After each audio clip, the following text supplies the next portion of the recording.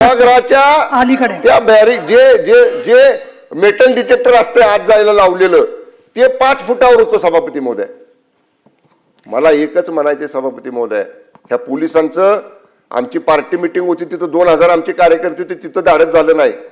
4थ्या माळ्यावर भाजपचे सगळे कार्यकर्ते होते, भाजपचे 50 कार्यकर्ते तिथं, आमचा एक बी कार्यकर्ता सोडला नाही. आम्ही चौघच, हे माननीय मकरंद पाटील साहेब, मी, शशिकांत शिंदे आणि खासदार नितीन काका, आम्ही चौघच होतो.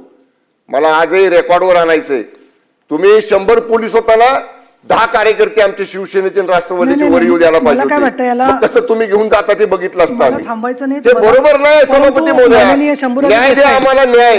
आम्ही कोणाकडे न्याय मागायचा? इथं आपल्याकडे मागणार आणि खाली मान्य अध्यक्षांकडे मागणार. त्यामुळे माझी विनंती आहे, तो एसपी जो वागलाय ना सभापती महोदय, पूर्ण एखाद्या घरगाड्यासारखा वागलाय. त्यामुळे आपण, माझी विनंती आहे, त्याला तात्काळ निलंबित करा, बडतर्फ करा सेवेतनं. आज त्याची निवृत्त हायकोर्ट जज मार्फत त्याची चौकशी करा. हा अन्याय आम्ही सहन करणार नाही.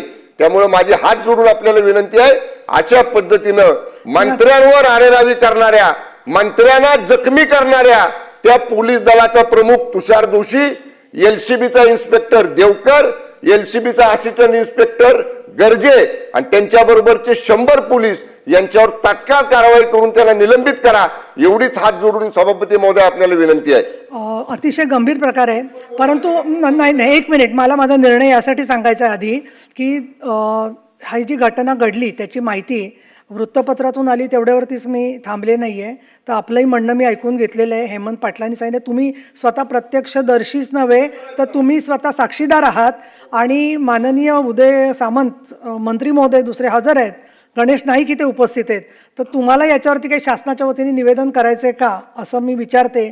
पण निवेदन करायचं नसेल तर या ठिकाणी असणारी पदावरची व्यक्ती, म्हणजे मी उपसभापती आहे, तर मी आज आत्ताच्या आत्ता साताऱ्याचे पोलीस अधीक्षक आणि संबंधित ज्यांनी मतदारांना, देवकर आणि तुम्ही जे म्हणतात, हे पहा, या सभागृहामध्ये आमदार सांगतात ते खरं मानलं जातं, तर मंत्री सांगतायत म्हटल्यावर ते खरंच मानलं पाहिजे. हा आत्तापर्यंतचा प्रघात आहे. एक.